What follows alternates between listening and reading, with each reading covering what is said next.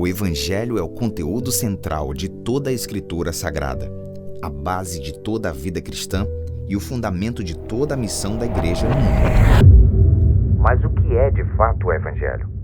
Essa pergunta se torna necessária, uma vez que nosso mundo tem sido marcado por falsos evangelhos e que, por consequência, tem gerado falsas igrejas, falsas lideranças e falsas vidas cristãs.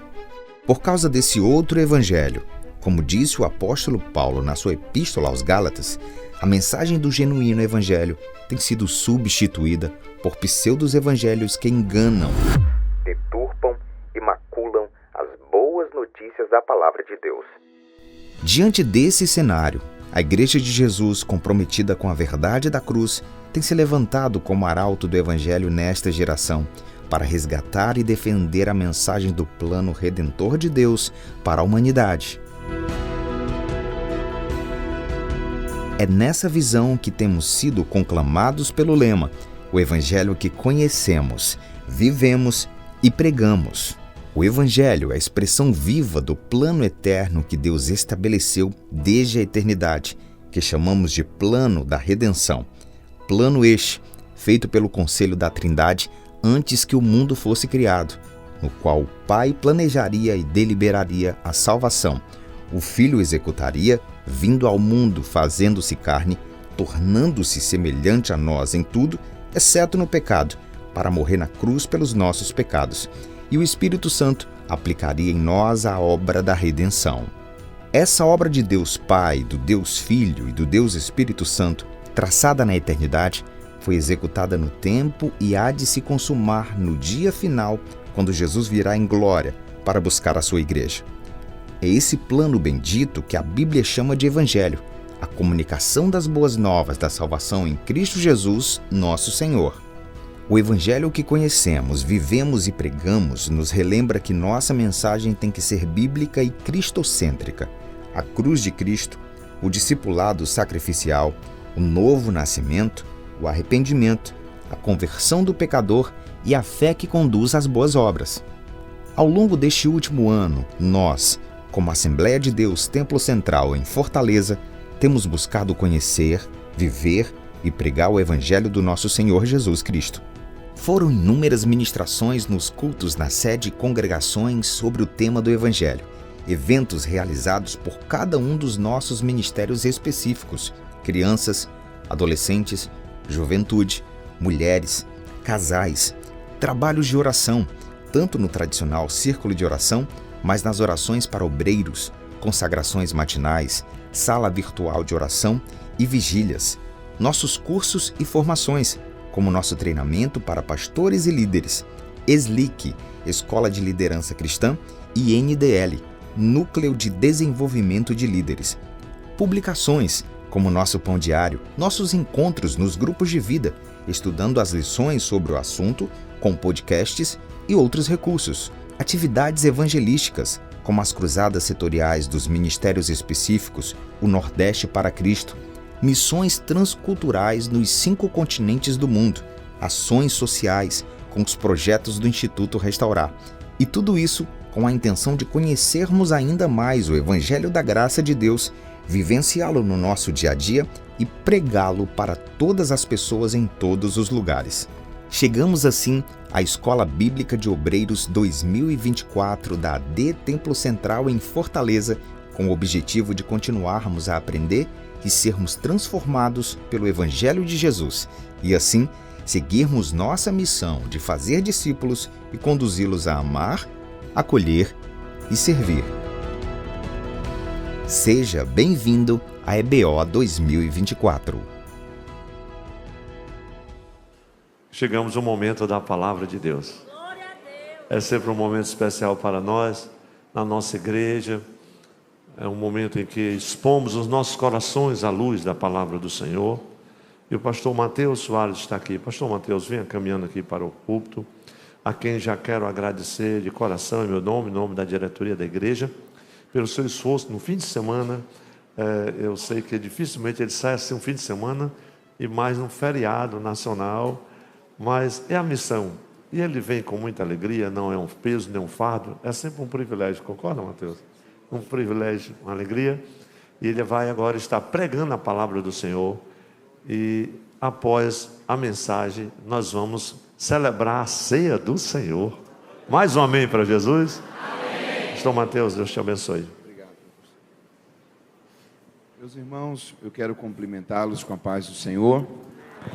Que alegria poder estar junto, mais este momento, tendo o privilégio de servi-los, por ocasião de uma programação tão especial como de toda semana, né? Não apenas do fim de semana, mas de toda a semana, com a Escola Bíblica de Obreiros e também todo este ano de celebração ao Senhor pela existência da igreja em Fortaleza. Que alegria ter vindo a Fortaleza nesses 2 dias, ter estado com vocês.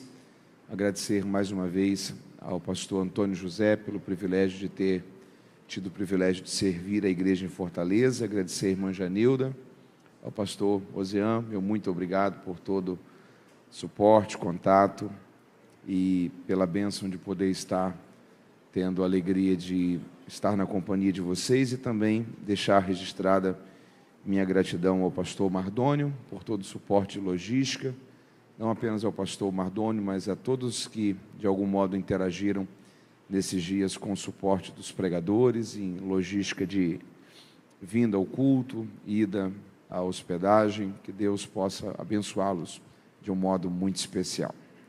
Quantos estão com seu coração abertos para continuarmos a ouvir a voz do Senhor?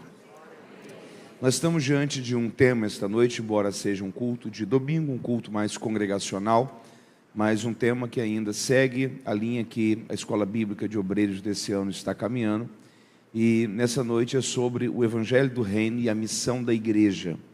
E eu gostaria de, dentro desse entendimento, deixar a mensagem desse culto a você, no Evangelho de Jesus Cristo, segundo escreveu Mateus, capítulo 25. Evangelho de Jesus, conforme escreveu Mateus, capítulo 25. E nossa leitura será a partir do versículo 14. A você que está pela transmissão, que bom poder falar a palavra de Deus a você. Que Deus te abençoe aí onde você estiver e que esta palavra também possa te ser muito útil, possa edificar a sua vida e também fortalecer o seu coração. Mateus capítulo 25, se você encontrou com um sinal, se você pode, diga amém.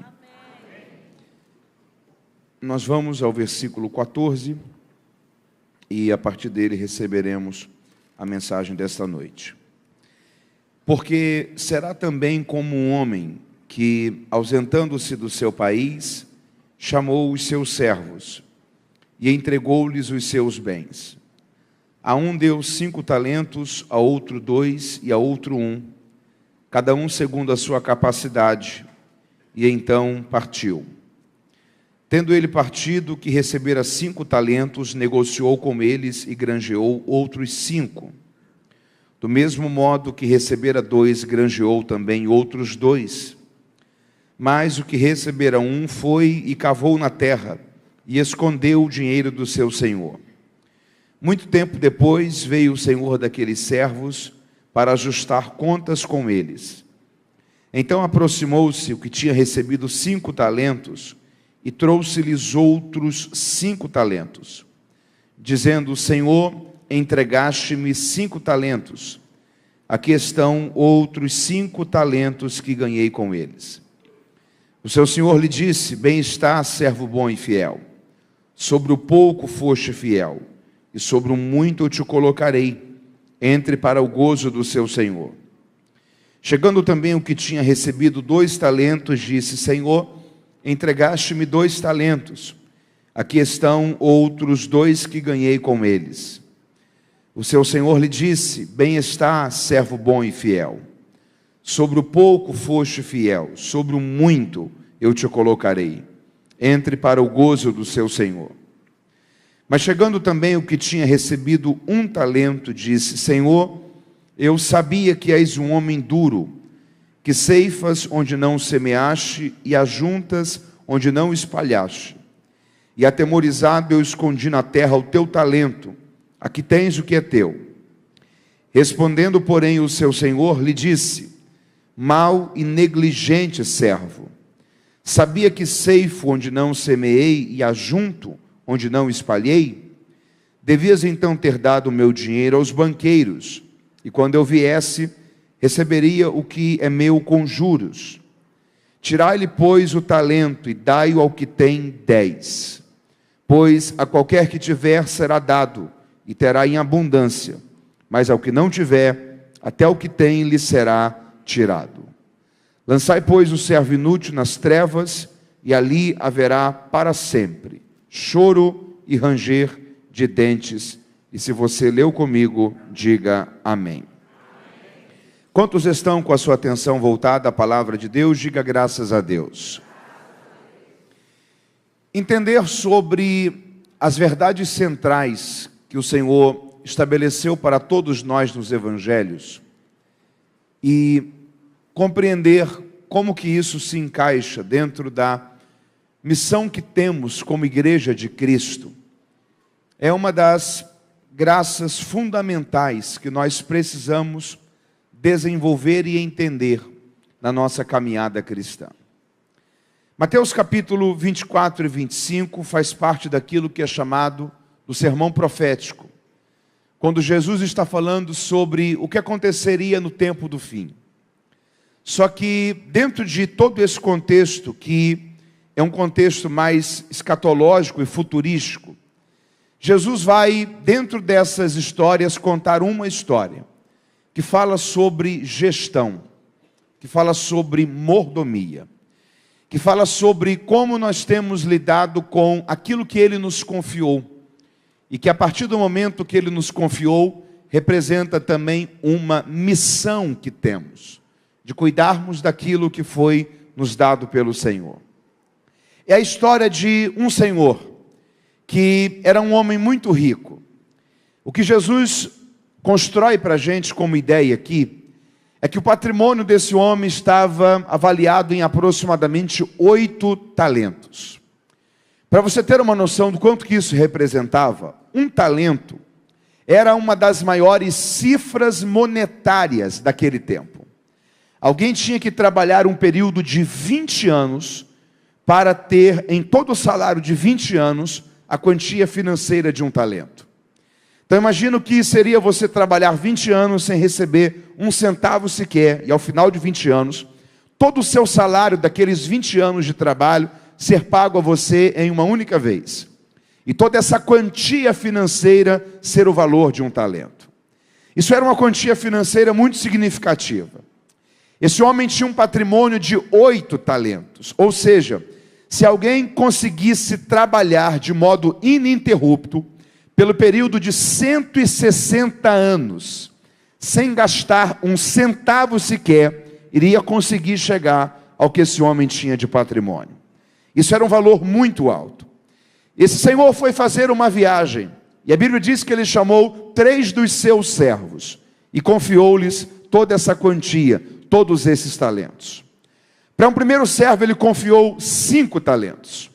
Para um segundo servo ele confiou 2 talentos. E para um terceiro servo a Bíblia diz que ele confiou 1 talento. E o critério para essa divisão de 5, 2 e 1, segundo Jesus, foi a capacidade de cada um daqueles servos de administrarem aquilo que lhe fora confiado pelo seu Senhor. O primeiro servo, a Bíblia diz, que quando ele recebeu aqueles 5 talentos, o seu entendimento foi de que ele não poderia guardar aquilo apenas consigo. Mas a Bíblia diz que ele começou a negociar, a aplicar, a granjear aquilo ali. E a forma como ele trabalhou aquele recurso, fez ele duplicar aquele valor. De modo que de 5 talentos que ele havia recebido, a Bíblia diz que no final ele tinha agora 10 talentos. O segundo servo, embora havia recebido menos talentos, também teve o mesmo êxito, também teve o êxito de 100% daquilo que lhe fora confiado. Porque ele recebeu 2 talentos e agora ele traz para o seu senhor 4 talentos. Só que a Bíblia diz que o último servo que recebeu 1 talento, ele foi e ele cavou um buraco e escondeu o talento do seu senhor. O seu sentimento, por certo, era: se eu perder isso daqui, como que eu vou ressarcir isso daqui ao meu Senhor? Se na tentativa de fazer alguma coisa para multiplicar, se eu perco essa quantia financeira, como que eu vou devolver ao meu Senhor aquilo que Ele me confiou para que eu cuidasse? Então ele simplesmente foi tomado por um sentimento estranho, e ele preferiu guardar, enterrar aquilo. E quando o seu Senhor voltou então, a Bíblia diz que a sua atitude é de voltar-se para o Senhor e ter um comportamento de tome aqui o que é teu, ou seja, não lhe devo mais nada. Toda a minha missão, toda a minha responsabilidade como seu servo foi concluída. Estou lhe devolvendo aquilo que um dia o Senhor me confiou. Essa postura que o terceiro servo teve, ela foi reprovada por Jesus. A palavra de louvor que é dada nesse texto é para o comportamento que o primeiro e o segundo servo tiveram. Porque a Bíblia diz que o primeiro servo, quando volta-se para o seu Senhor, na hora da prestação de contas, olha para o seu Senhor e diz o seguinte: o Senhor me confiou 5 talentos, e eu trabalhei com eles, eu multipliquei eles. Eu entendi que esses talentos precisavam ser cuidados com zelo, com dedicação, com empenho. E o esforço, a consequência do meu esforço e da minha dedicação é que de 5 talentos que me foram confiados, agora eu tenho 10. E eu estou devolvendo esses 10 talentos ao meu Senhor. O Senhor olhou para ele e disse: você foi um servo bom e fiel. E porque você foi fiel sobre o pouco, sobre o muito, eu te colocarei. Entre para o gozo do seu Senhor. E isso fala sobre a eternidade com Deus. O segundo servo, que trouxe 4 talentos, o Senhor também olhou para ele e disse: você também foi fiel sobre o pouco. E porque você foi fiel sobre o pouco, sobre o muito também, eu te colocarei. Entre para o gozo do seu Senhor. Só que chega o terceiro servo, cheio de desculpas. Ele constrói um discurso. Ele olha para o Senhor e diz: eu sabia que o Senhor era um homem duro, que gosta de ajuntar aonde o Senhor não semeou, que gosta de colher onde o Senhor não plantou, que gosta de ter resultados onde o Senhor não trabalhou, e atemorizado eu escondi na terra o teu talento. Aqui tens o que é teu. O Senhor olha para esse terceiro servo e diz: você não foi um servo bom e fiel. Você foi um servo mau e negligente. Você não entendeu o privilégio que foi poder ter me servido.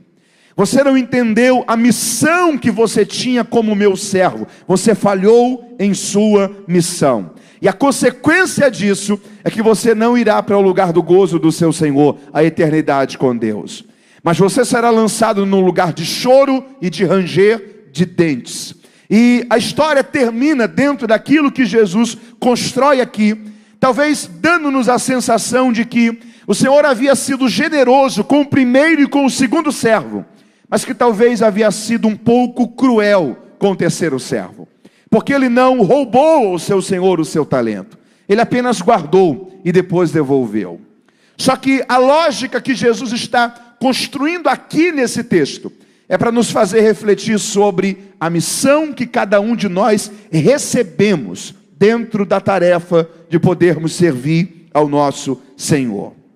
Primeira coisa que eu gostaria de destacar desta história para você esta noite, para que a gente entenda a palavra de Deus a partir daquilo que o Senhor construiu como lógica aqui nessa história. Pensa uma coisa comigo. O primeiro servo, ele trouxe resultado, sim ou não? Sim. O segundo servo trouxe resultado, sim ou não? Sim. O primeiro servo precisou fazer um discurso? Não. O segundo servo precisou fazer um discurso? Não. O terceiro servo trouxe resultados? Não. Fez discurso? O único. O único servo que fez um discurso, que construiu desculpas e criou uma narrativa, foi justamente o servo que não trouxe resultados. Jesus está ensinando uma coisa aqui sobre o seu reino. Jesus está dizendo o seguinte: quase sempre, na grande maioria das vezes, na obra de Deus, aqueles que são muito bons de dar desculpas, eles são péssimos de produzir resultados. Quase sempre aqueles que são muito bons de criarem justificativas, eles são péssimos de se dedicarem um pouco mais, de se envolverem um pouco mais, de se comprometerem um pouco mais. Deixa eu dizer uma coisa a você esta noite: você precisa pedir graças a Deus para não acreditar nas desculpas que a vida tenta nos construir. Você precisa vencer cada uma das suas desculpas. Há uma lógica muito curiosa que Jesus construiu na multiplicação dos pães. Porque a Bíblia diz que Jesus olhou para os discípulos e disse: como é que nós vamos conseguir alimentar toda essa multidão? Filipe olhou para o Senhor e disse assim: Senhor, o lugar é deserto. O lugar é deserto. Segundo lugar, já é tarde. Terceiro lugar, nem que nós tivéssemos 200 denários, a gente iria conseguir alimentar toda essa multidão com a quantidade de pão que seria necessário. Filipe trouxe aqui 3 desculpas. Quantas desculpas? 3. Cuidado para que você não esteja acreditando em uma dessas 3 desculpas na sua vida. Quase sempre a grande maioria das desculpas que as pessoas dão tem a ver com uma dessas 3. Primeiro lugar, Filipe colocou a desculpa no lugar. A desculpa no lugar. O lugar não serve, é deserto. Segundo lugar, ele colocou a desculpa no tempo. Não tem mais tempo, já é tarde. Terceiro lugar, ele colocou a desculpa na falta de dinheiro. Nós não temos dinheiro para alimentar toda essa multidão. Cuidado para você não estar deixando de viver os grandes sonhos da sua vida, culpando o lugar, culpando o tempo e culpando falta de dinheiro. A questão não tem a ver com o lugar, a questão tem a ver com o coração. Se o seu coração estiver conectado, você pode estar no lugar mais árido que for. Deus vai te abençoar naquilo que você está fazendo ali. A bênção de Deus, ela não está sobre lugares, ela está sobre pessoas. Um dia Abraão olhou para Ló e disse: você pode escolher para onde você quiser ir. Tem certeza, tio? Tem. Mas a gente está se separando por causa de justamente pasto. Porque os rebanhos precisam de pasto. E de um lugar é deserto, só do outro local tem pasto. Pode escolher o lugar para onde você quer ir. Ló foi para a parte fértil de Sodoma e Gomorra. Abraão foi para a região deserta. Deus prosperou Abraão no deserto. E algum tempo depois, Ló saiu sem nada do lugar que antes era fértil. Porque a bênção de Deus nem sempre está sobre lugares. Na maioria das vezes, ela está sobre pessoas. Você pode estar no lugar mais árido que for, no lugar mais improvável que for. Se a bênção de Deus estiver ali sobre você, você vai florescer naquele lugar. Você vai prosperar naquele lugar. Você vai avançar naquele lugar. A bênção de Deus estará sobre você ali. Nós culpamos o lugar. Nós culpamos o lugar. Segundo lugar, nós culpamos o tempo. Nós dissemos: se eu fosse mais novo. Se eu tivesse 30 anos a menos. Se o cenário geral fosse possível e houvessem mais possibilidades. Esses dias eu ouvi uma frase que eu achei ela extraordinária. Depois dos 40 anos a gente vira um Fusca. Depois dos 40 anos a gente vira um Fusca. A questão não é mais o ano de fabricação, é o estado de conservação. Você lembra o que a Bíblia fala sobre os velhos? A Bíblia diz: os vossos velhos terão sonhos. Sonha algo para ontem? Não. Sonha algo para amanhã. Sabe o que Deus está dizendo? Enquanto tiver saúde aí, eu tenho projetos para a sua vida. Enquanto eu vou cuidando de você, há muito para você fazer. Enquanto você tem ar para respirar, há uma missão que Deus confiou sobre os seus ombros. Você não pode colocar a desculpa no tempo. A palavra de Deus diz: eu restituirei o tempo que for perdido. Deus é poderoso para renovar o teu tempo, a tua capacidade, a tua forma de ser criativo. Eu estou crendo em nome de Jesus. Se você não pensar que o tempo é uma desculpa, Deus vai te ajudar. A desculpa do tempo não pode parar você. Terceiro lugar, a gente coloca sempre a desculpa em dinheiro, hein? Dinheiro. A gente diz: se eu tivesse mais dinheiro. Se alguém patrocinasse. Se alguém acreditasse nesse projeto. Você precisa entender que você precisa mais de coragem do que de dinheiro. Você precisa mais de coragem do que de uma combinação de bons fatores. Você precisa mais de coragem do que de um momento ideal. Salomão escreveu que se você for esperar a melhor chuva, você não sai para colher nunca. Se você for esperar o melhor vento, você não sai para semear nunca. Porque quase sempre a vida não tem a ver com o momento perfeito, mas tem a ver com a atitude correta. Deus quer te ajudar a vencer as suas desculpas. Ele te ajudará a cumprir a sua missão. Você está entendendo isso? O primeiro servo, ele teve resultados. O segundo, resultados. O terceiro só teve desculpas. A vida não recompensa quem tem apenas desculpas. A vida não recompensa quem poderia ter feito, mas não fez. A vida não recompensa quem teve ideias, mas não teve coragens. A vida não recompensa quem a oportunidade passou por ele, mas ele não se levantou para fazer alguma coisa. Deus vai te dar graça. Você vai aproveitar esse tempo, essa estação, as ideias que Deus tem te dado, os projetos que Deus tem colocado diante de você como sonhos. Você precisa vencer suas desculpas. Você pode dizer glórias a Deus por isso? Pense uma coisa comigo. Imagine que eu tenho um carro no valor de 30 mil reais. Qual o valor? E eu vou precisar fazer uma viagem. Eu olho para você e falo assim, ó, você pode cuidar desse carro para mim? E eu fico 2 anos fora. Quanto tempo? 2 anos. 2 anos depois, quando eu voltar, o que eu vou esperar? Que você me devolva o carro. Eu vou reclamar com você que ele depreciou o valor? Que quando eu deixei para você cuidar, ele valia 30 mil e agora ele está valendo 26 mil? Não. Porque eu te deixei um carro. Eu vou esperar que você pegue esse carro, venda esse carro, pegue esses 30 mil, aplique esse dinheiro, dobre esse capital financeiro, e quando eu voltar, você pegue esses 60 mil reais, compre para mim 2 carros de 30 mil e me devolva 2 carros de 30 mil? Não, porque eu te deixei um carro. Se você pega esse carro, vende e torre essa grana, aí sim eu fico bravo com você. Mas se você guardou esse carro para mim, eu não tenho nem como agradecer a você. O servo que fez isso, Jesus olhou para ele e falou assim, você é mau e negligente. Sabe qual foi o servo que foi aprovado por Jesus? O servo que multiplicou. Deixa eu dizer uma coisa para você, que dentro da nossa missão como igreja, servos bons e fiéis, são aqueles que multiplicam. Sabe qual é a lógica que Jesus está construindo aqui? Guarde isso com você. No reino de Deus não existe esse negócio de manter. Quem mantém, perde. Deixa eu repetir isso aqui mais uma vez para você. No reino de Deus não existe esse negócio de manter. Quem mantém, perde. Ou nós melhoramos, ou porque não melhoramos, automaticamente ficamos piores. Ou a gente cresce, ou porque não crescemos, automaticamente diminuímos. Ou nós desenvolvemos, ou porque não desenvolvemos, automaticamente regredimos. Deus, Ele quer nos conscientizar disso. Não tem a ver com manter amanhã o hoje. E não tem a ver com manter o hoje o agora. Tem a ver com crescer. Tem a ver com desenvolver. Tem a ver com multiplicar. A missão que Deus te deu exige esforço. Porque a proposta de Deus é que a gente multiplique. É que a gente desenvolva. Deixa eu fazer uma pergunta aqui para você.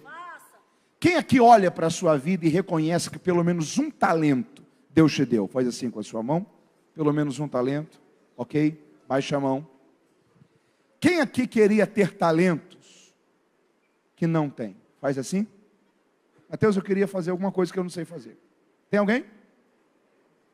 Está todo mundo satisfeito aqui, é isso mesmo? Vocês são as pessoas mais felizes da terra, então. Quem aqui tem talentos que queria ter, mas sabe que não tem? Faz assim, ok? Quando o Senhor entregou os talentos a um primeiro servo, eram quantos talentos? 5. Quando esse servo devolveu, eram quantos talentos? 10. Deixa eu falar uma coisa para você. O talento que você ainda não descobriu que tem, ele só é descoberto se você utilizar aquele que você já reconhece que recebeu. Quando o Senhor entrega 5 talentos, na mente dele é 5 talentos. O Senhor sabe que se ele desenvolver esses talentos, isso aqui vira 10. Sabe quando é que a gente para? Quando a gente não usa o que a gente já recebeu. Sabe quando é que a gente enferruja? Quando a gente sabe que Deus nos deu sonhos, talentos, unção, graça, habilidades, mas a gente enterra isso. Sabe qual é a grande questão? Guarde isso com você. A grande maioria de nós somos pessoas de um talento só. Deixa eu repetir isso aqui para você. A grande maioria de nós somos pessoas de um talento só. Tem gente que pensa que é bom em muita coisa, mas só pensa. Bom mesmo é em poucas. Tem gente que sabe fazer muita coisa, mas não com tanta qualidade. Tem gente que é igual pato. Você já viu pato? Pato nada, corre e voa. Mas nem nada bem, nem corre bem, nem voa bem. Tem gente que faz um monte de coisa. Quando você precisa de qualidade, você não encontra. Porque a grande maioria de nós não temos muitos talentos. A grande maioria de nós somos pessoas de um talento só. E sabe qual é a grande questão aqui? quem enterra talentos não é quem tem 5. Quem enterra talentos não é quem tem 2. Quem enterra talentos é quem só tem 1. Porque quase sempre essa pessoa se sente vítima do sentimento de comparação. Ela olha e diz, está vendo, fulano é muito melhor do que eu. Fulano canta muito melhor do que eu. Fulano lidera muito melhor do que eu. Aquela pessoa veio de uma condição social muito melhor. E a gente vai se auto-sabotando, criando sentimentos de comparação. Isso vai parando a vida da gente. Deixa eu dizer uma coisa para você. Existem mais de 8 bilhões de seres humanos na face da Terra. Nenhum deles tem a digital igual à sua. Nenhum deles tem as íris dos olhos igual à sua. Sabe o que é Deus dizendo para você? É o Senhor te dizendo, eu não te fiz de uma máquina de Xerox. Eu tenho um plano para a sua vida. Eu tenho um projeto para a sua história. O talento que Deus te confiou, Ele te confiou, porque Ele quer usar a sua vida nisso. Você não pode se comparar com outras pessoas. Você pode dizer glória a Deus por isso? A comparação ela é tola. A comparação ela é... Porque quando você se compara com alguém, você corre o risco de errar em 2 áreas. Primeira, o orgulho, por se comparar e se sentir melhor. Segunda, autocomiseração, por se comparar e se sentir pior. É injusto se comparar, porque nem todas as pessoas lidaram com as mesmas dificuldades. Nem todas as pessoas tiveram o mesmo suporte e apoio quando começaram. Nem todas as pessoas passaram pelo mesmo caminho. Nem todas as pessoas lidaram com o mesmo cenário. Guarde uma coisa com você. Alguém que começou com 40, mas cumpriu bem a sua missão até 80, é alguém que foi talvez mais bem sucedido do que alguém que começou com 20, mas se com 35 anos perdeu o foco da sua vida. Está comigo aí? Se comparar é insano, porque Deus tem um caminho para cada um. Deus tem uma rota para cada pessoa. Sabe o que esse moço era para ter entendido? Era para ter olhado para esse talento e ter dito o seguinte, ó, é só um talento. Que bênção que aquele lá tem 5 talentos. Glória a Deus. Mas eu entendi uma coisa. Esse talento que eu tenho, aquele lá pode ter 5, mas ele não tem. Esse daqui Deus confiou, foi para mim. Você tem que entender que tem gente que pode ser bom em muita coisa, mas o talento que Deus te deu é porque Deus conta com você, para que você sirva naquela área. Alguém está entendendo isso? Quando você entende qual é a sua missão, você se torna a pessoa mais realizada do mundo. Pastor Bill Johnson tem uma frase que eu acho ela incrível. O dia que você descobrir quem você é, você nunca mais vai querer ser outra pessoa. O dia que você descobrir o plano de Deus para você, você nunca mais vai comparar o plano de Deus com você, com o plano de Deus para alguém. O dia que você entender a riqueza do talento que Deus te confiou, você vai dizer, Senhor, me ajude, eu quero cumprir a minha missão, eu quero cumprir o meu propósito, eu quero te servir na área que o Senhor me deu, dons, habilidades e talentos. Eu estou crendo esta palavra de Deus sobre a sua vida esta noite. Você não vai enterrar os talentos que Deus te deu. Deus conta com você. Você vai cumprir a sua missão. Você pode glorificar ao Senhor por isso. Esse moço falhou na sua missão. Esse moço falhou na sua missão, porque ele enterrou. Deixa eu dizer uma coisa aqui para você. Sabe o que eu acho interessante aqui? O Senhor confiou. Você tem o Senhor olhando para esse primeiro servo e dizendo, ó, eu estou te confiando 5 talentos. Daqui a algum tempo eu volto e eu quero 10. O Senhor falou isso? Não, o Senhor só confiou. Você tem o Senhor olhando para o segundo servo e dizendo o seguinte, ó, eu quero que você duplique isso daqui. O Senhor falou isso? O Senhor só confiou. Deixa eu falar uma coisa para você. Aquilo que Deus te confiou como habilidade e talento, já é uma sinalização de Deus acerca da missão do que você tem que fazer. Mateus, como descobrir o meu propósito e a minha missão? Olhe para a sua vida e identifique quais são os talentos que Deus te deu. Isso já é uma sinalização de Deus para a área que Deus quer usar você. Mateus, eu amo cantar, mas eu canto tão mal, Deus provavelmente não quer te usar nessa área.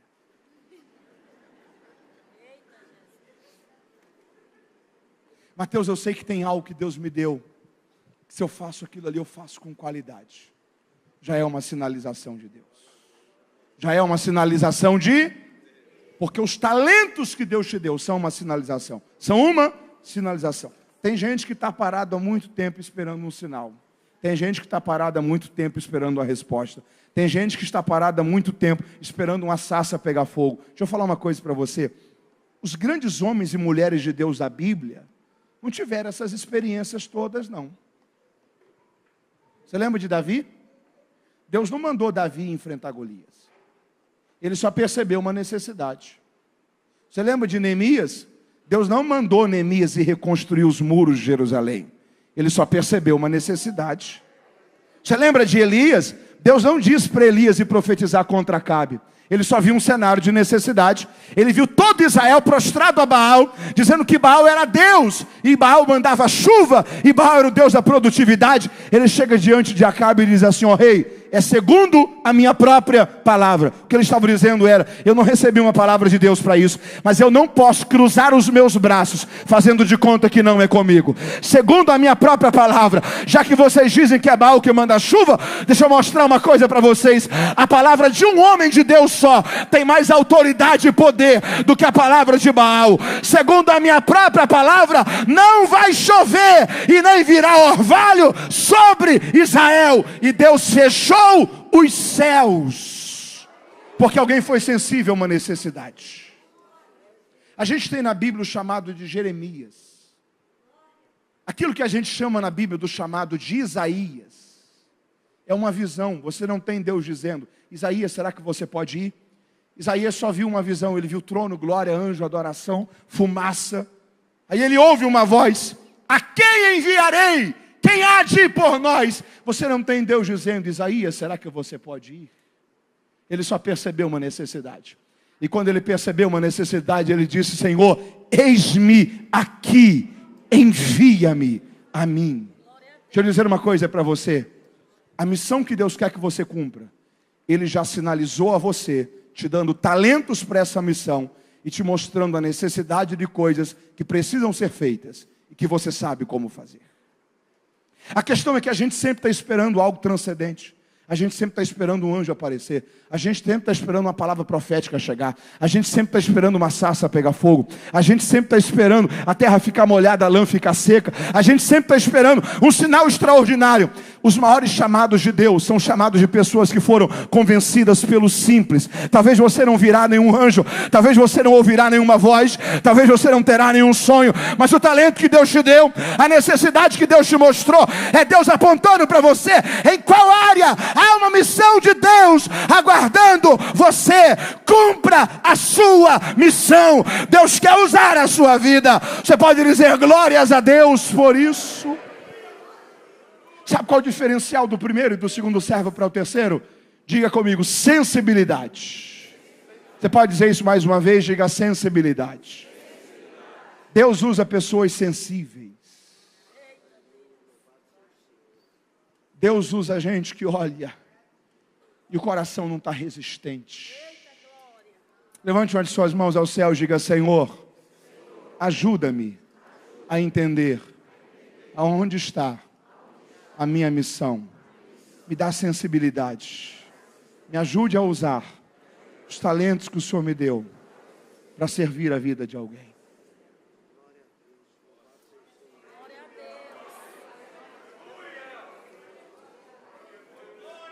O Senhor só confiou. O Senhor só confiou. Aí esse moço simplesmente para. E sabe qual é o sentimento dele? O sentimento dele é: o Senhor me confiou 5 talentos. Quantos? Ele poderia ter confiado isso daqui a tanta gente. Você já parou para pensar que tem coisas que você sabe fazer, que tem gente que queria e não sabe? Tem habilidades que Deus te deu, que tem gente que vive uma vida até angustiada, porque queria ter qualidade e habilidade para fazer aquilo e não consegue? Já parou para perceber que tem talentos que Deus confiou na sua vida, que há gente que daria tudo na vida para saber fazer aquilo com excelência, e Deus confiou isso graciosamente a você? Você vai enterrar isso? Você vai deixar isso inutilizado? Você vai cometer a loucura de pensar que isso é seu? Você vai perder o entendimento de que isso é do Senhor e que um dia nós teremos que prestar contas a Ele. E se Ele colocou em nossas mãos, é uma sinalização que Ele quer nos usar nessa área. Diga: Senhor, eu não quero enterrar talentos. Eu caminho para a parte final aqui. Sabe o que me chama a atenção nesse texto? Diga comigo: o tempo foi o mesmo. O tempo foi o tempo foi o mesmo tempo que um servo recebeu 5 e devolveu 10, é o mesmo tempo que um servo recebeu 1 e devolveu só 1. Sabe o que Jesus está construindo aqui como entendimento do reino de Deus? Um servo devolveu 10, devolveu quantos? Mas na verdade o saldo dele foi qual? 5, ok? Ele devolve 10, mas ele produziu quantos? 5. O servo que devolveu 4, o saldo dele foi qual? 2. E o servo que devolveu 1? 0. Deixa eu dizer uma coisa para você. Deus vai nos julgar não apenas pelo que Ele nos confiou, mas principalmente pelo que nós fizemos com aquilo que Ele nos confiou. Há pessoas que não entenderam que ter um talento não é para se alegrar, é uma responsabilidade. Há pessoas que falam assim: olha o que eu sei fazer, olha a habilidade que eu tenho, olha o talento que eu tenho, olha o dom que eu recebi. Deus não vai nos julgar pelo que Ele nos confiou. Deus vai nos julgar pelo que nós fizemos e produzimos com aquilo que Ele nos confiou. Porque a lógica de Deus é a lógica do investimento. E ninguém investe para perder. O que Deus investiu em você, Ele quer que você frutifique. Ele quer que você abençoe pessoas. Ele quer que você leve vidas a Cristo. Ele quer que você floresça por onde você passar. Deus nos julgará pelo que nós fizemos com aquilo que Ele nos confiou. É por isso que, embora o terceiro servo não defraudou ao seu senhor, a palavra para ele é: você mau e negligente. Só que o tempo foi o mesmo. O tempo foi o mesmo. O mesmo tempo que tem gente melhorando, ao mesmo tempo que tem gente estagnado. Quem aqui lembra-se da virada do século, ou a virada do milênio, de 1999 para o ano 2000? Levante sua mão aí. Passaram-se já 24 anos. Quem aqui lembra do dia da morte de Ayrton Senna? Levante sua mão. Esse ano completou 30 anos. Quem aqui se lembra da queda das Torres Gêmeas do World Trade Center em Manhattan, em Nova York? Levante sua mão. Esse mês vai completar 23 anos. Eu não sei se você está percebendo, mas o tempo está passando.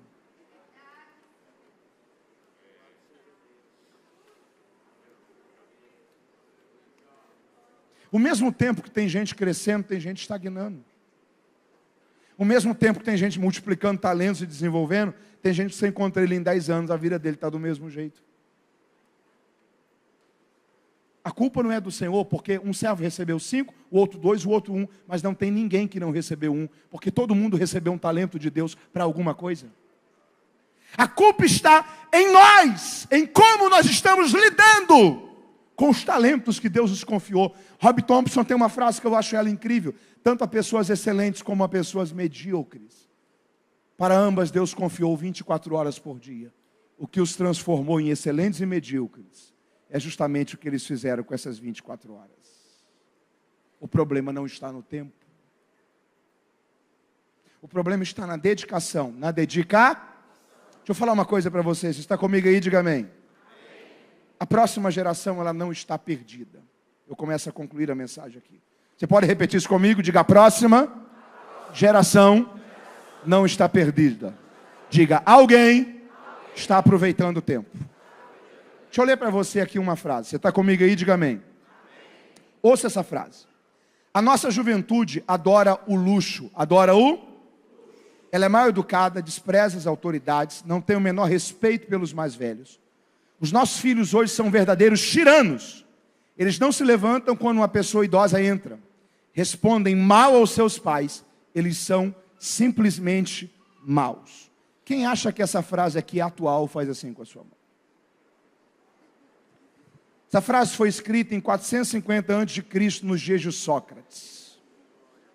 Segunda frase: Não tenho mais nenhuma esperança no futuro dos jovens de hoje, porque essa juventude é insuportável, desenfreada e simplesmente mal.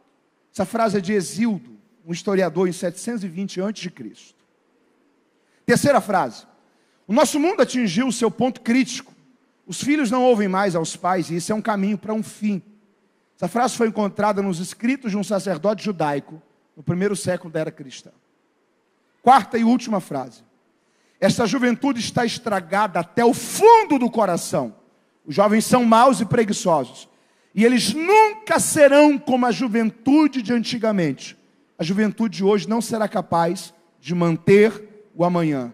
Essa frase foi encontrada em um vaso de argila na Babilônia, datada de 4.000 anos atrás. Posso falar uma coisa para você? O mundo não piorou.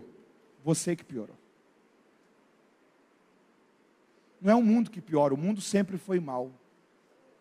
A gente só não tinha percebido antes. Não é o mundo que piora, é a gente que piora. As nossas lentes de enxergarem o mundo que ficam mais amargas. Ok? Quando você tinha 20 anos de idade, você olhava para as pessoas e achava que elas eram puras. A vida passou. Você se decepcionou com muita gente. Lidou com a ingratidão de muita gente. Confiou em muita gente que desapontou você. Hoje você olha para o mundo e você diz, as pessoas não são confiáveis. As pessoas são mais. O futuro está perdido. Não tem esperança para o futuro. A questão não é que o mundo piorou. O mundo já era mau. Nós que pioramos.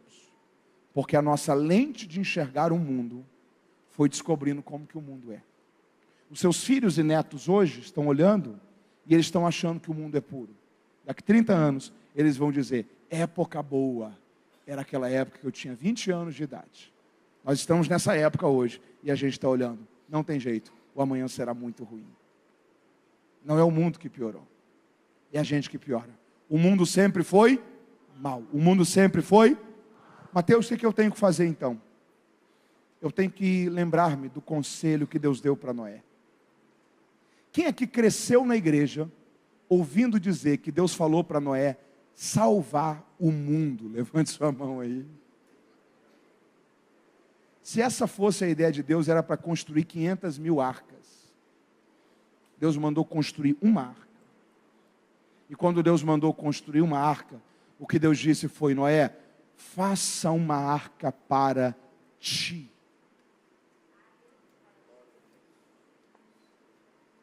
Você não tem no texto de Gênesis, Deus dizendo, pregue para o mundo, tente encher essa arca. Deus disse, Noé, faça uma arca para você. Sabe o que Deus está dizendo? Não espere não espere que o mundo vai melhorar. Não espere que as pessoas vão melhorar. Não espere que as pessoas vão se tornar boas. O que você não pode deixar é que o fato de estar vivendo em um mundo ruim faça o seu mundo ser ruim.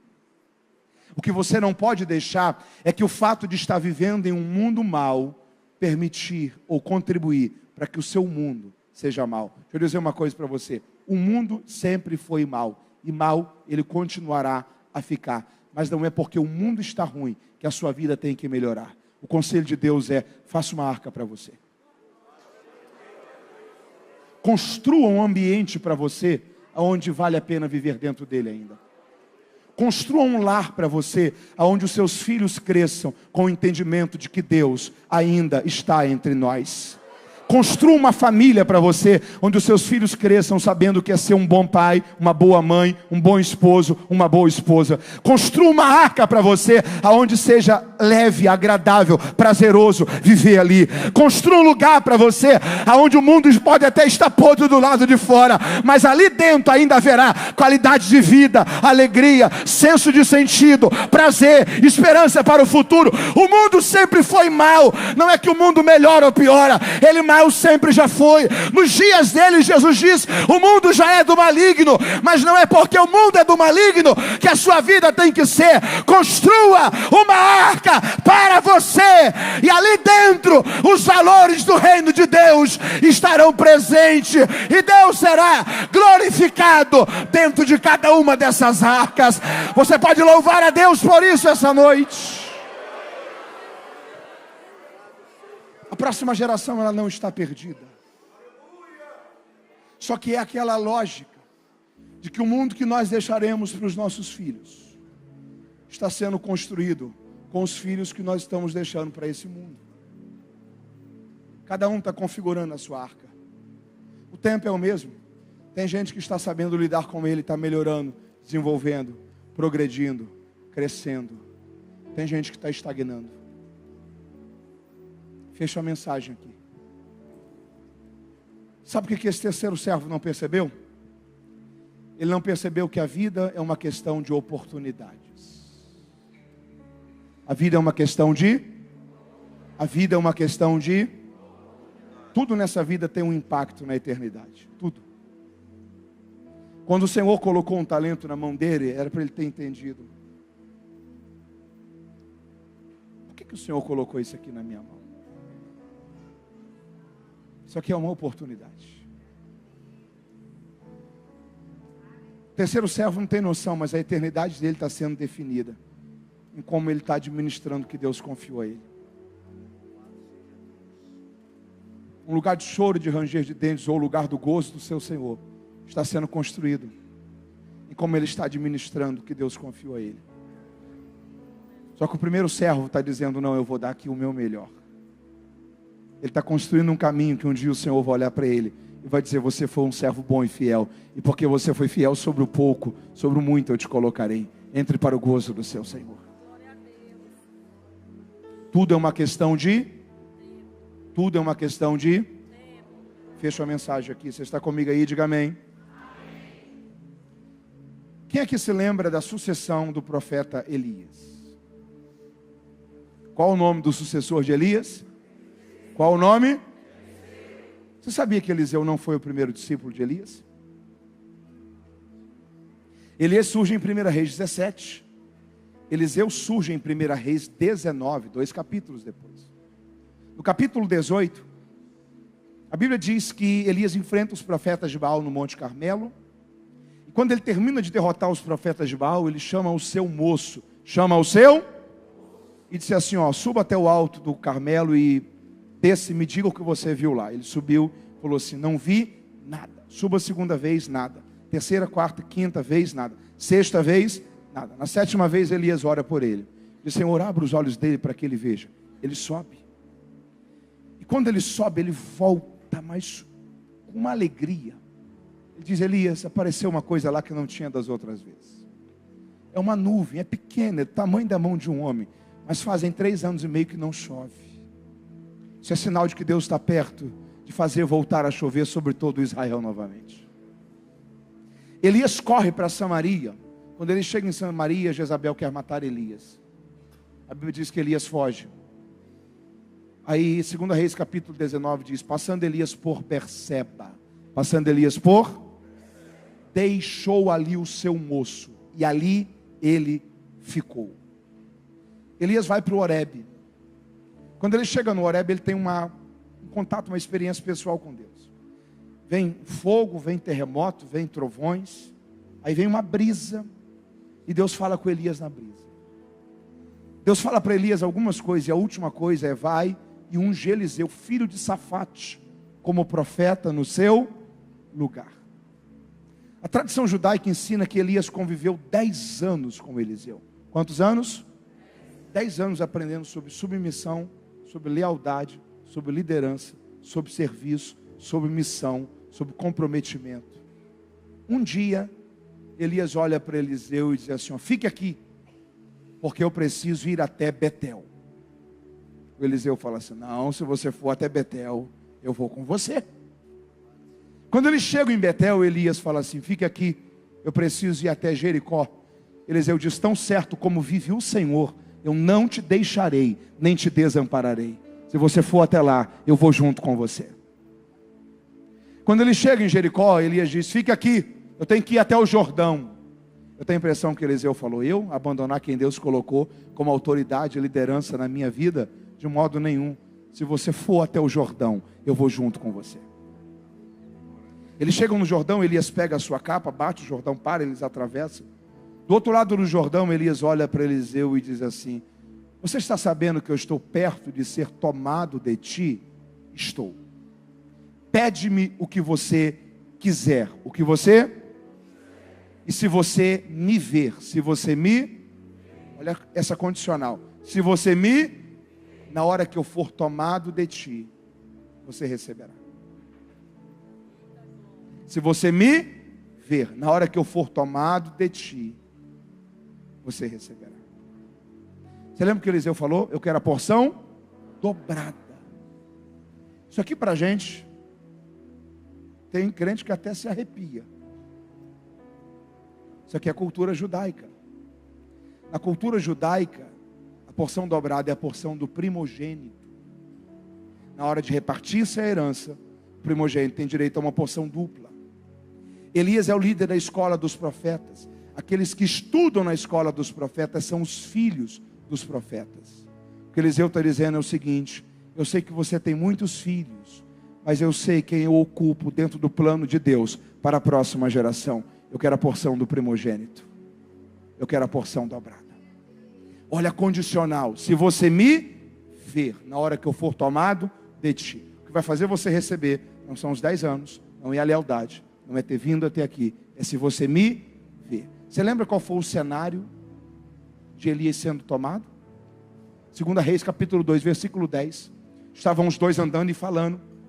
De repente vieram carros e cavalos de fogo, passaram no meio, separaram Elias de Eliseu. Deixa eu fazer uma pergunta para você aqui.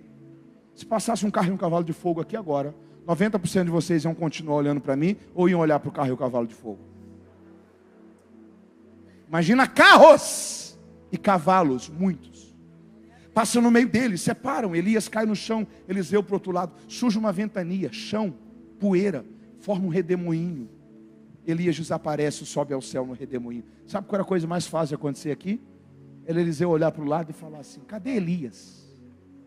Peraí, você está dizendo que Elias foi tomado e você não viu? A coisa mais fácil era Eliseu ter se distraído com os carros e cavalos de fogo, com o redemoinho, com todo o contexto que era para distraí-lo. Sabe o que a Bíblia está ensinando aqui para a gente? Guarde uma coisa com você: ministério é para quem não se distrai. Obra de Deus é para quem não se distrai. Só consegue cumprir a sua missão quem não se distrai. O escritor da carta aos Hebreus, capítulo 12, ele fala uma coisa interessante. Ele diz: nós estamos rodeados de uma tão grande nuvem de testemunha. Aí ele diz: cuidado com os embaraços desta vida e com o pecado que tão de perto nos rodeia. Ele fala sobre embaraço e ele fala sobre pecado. Sabe o que ele estava dizendo? Cuidado, tem coisa que até não é pecado, mas te embaraça. Tem coisa que até não é pecado, mas te distrai. Tem coisa que até não é pecado, mas divide o seu coração. Tem coisa que até não é pecado, mas tira o seu foco. Tem coisa que até não é pecado, mas rouba a sua energia. Se você quer viver o plano de Deus para a sua vida, pare de se distrair. O futuro é para quem não se distrai. Deus quer te ajudar a fazer parte do plano dele para esta e para a próxima geração. Você pode dar glórias a Deus por isso? Sabe o que Eliseu está dizendo aqui? Quando Elias olhou para Eliseu e disse assim: ó, fique aqui, eu preciso ir até Betel. É a mesma coisa que Elias havia feito com o moço 10 anos atrás, quando ele ficou em Berseba, e nunca mais o moço reencontrou Elias. Em outras palavras, o que Eliseu está dizendo é o seguinte: eu não tenho culpa se o moço perdeu a oportunidade dele há 10 anos atrás. Eu não vou perder a minha. Se você for, eu vou junto com você. Se você tiver, eu vou estar do teu lado. Se você estiver debaixo desse propósito, eu vou estar junto com você.